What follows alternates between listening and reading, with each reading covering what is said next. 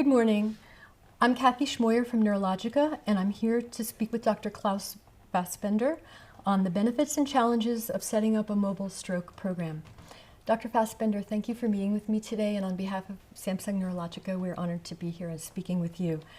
Our first question, Dr. Fassbender, is that you were the inventor and founder of the mobile stroke concept, with the first one being introduced in 2008. What have the benefits been of this revolutionary concept? Good morning. Good morning. Thank you for these questions.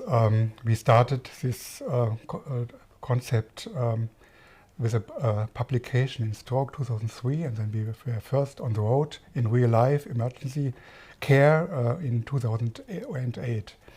And the idea was to bring the hospital to the patient.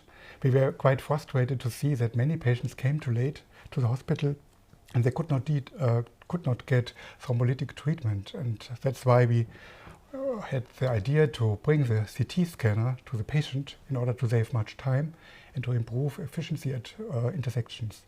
So the first advantage is obviously earlier thrombolysis. And the second advantage is that once you know what the patient has, and what kind of vessel disease he has, hemorrhage or ischemic stroke or large vessel occlusion or no large vessel occlusion, you can make really good decisions where to transport the patient, either to a comprehensive stroke center or to a primary stroke center nearby. Thank you. What kinds of challenges have you faced with setting up a mobile stroke program? Well, first you have to have a very friendly collaboration with the emergency medical services, and of course you have to convince them, and then you have to get into contact with responsible politicians who have to take care that everything works, and finally you have to convince your colleagues and neurologists, and many of them still think that stroke management as it is now is already perfect and fast enough because we have enough stroke units.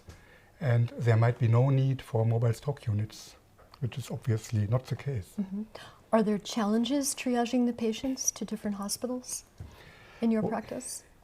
Well, we perform in most cases a CT angiography, and based on this information, this vascular pathology, we triage the patient, and that's in my eyes the correct way.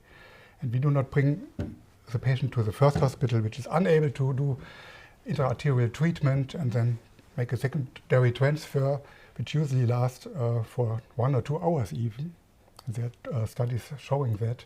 So we get it right on the first time, and this is quite good for the patient's outcome, I would say. Mm-hmm. What do you think are the best practices of your program that other people who have programs can learn from?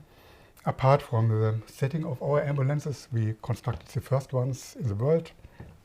And we have also practices such as team approach and parallel workflow, and which maybe others could learn from, maybe.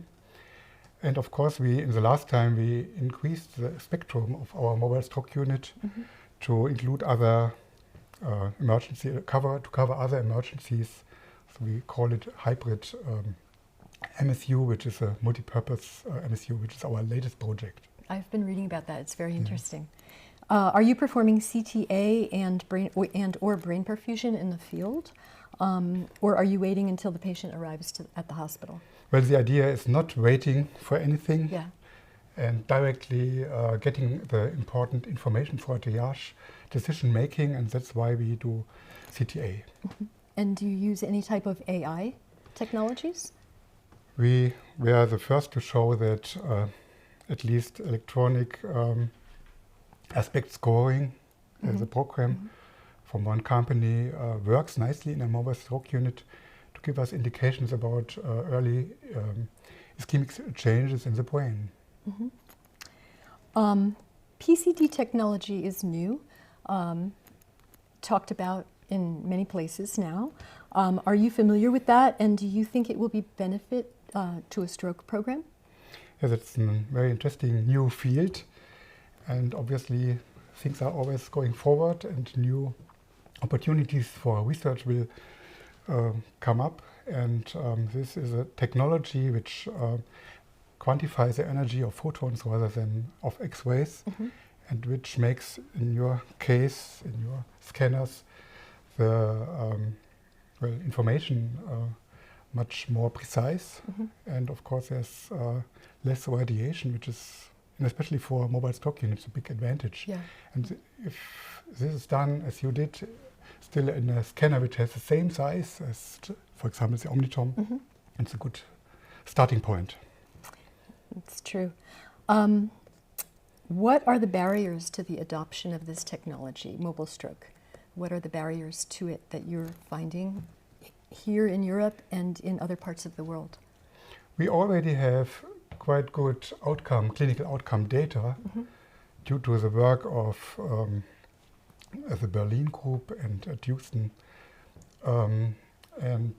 But we might still need a little bit more evidence. Maybe one could set up a registry of all patients' data to convince politicians and colleagues about the advantages.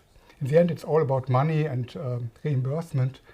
I think it takes a couple of times. We have to consider that mobile stock units are still a very young field. It's still a very young field, and it might take a while, but sooner or later I see many mobile stock units around in order to treat the patients better than now.